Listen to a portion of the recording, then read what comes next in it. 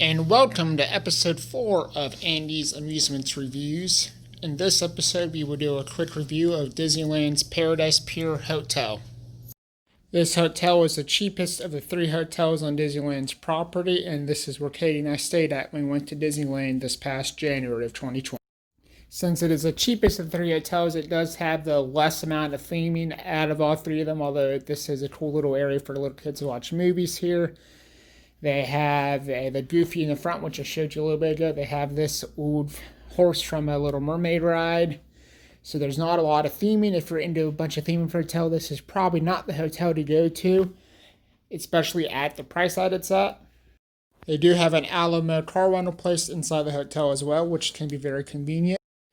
Here is the footage of the room we had, which was a decent sized room, although like I said, this hotel was not cheap. We did have an upgraded room. We did not get the basic room. We paid extra for a theme park view room, and that was about a $70 difference per night, because this hotel, when we were there at the end of January, was about $380 a night roughly, which like I said is the cheapest of the Disneyland hotels. But why we paid extra was to get this view of Disney's California Adventure, which is what made this hotel worth it for us, is because of the view. I don't know if I'd stay at Paradise Pier if we did not have a theme park view room, because the only extras you get for staying on Disneyland property is you get to go into the parks an hour early each day. One day it'll be California Adventure, the other day will be Disneyland. It rotates each day. Well, like I said, we got this room because we wanted to have this great view. So in my opinion, it was worth it just because of the view, as well as, and we did make use of getting to the parks early for an extra hour. If the extra price is worth it to you, that's entirely up to you, since there are some hotels off-site which are a lot cheaper, which are probably actually closer to the parks than this hotel was.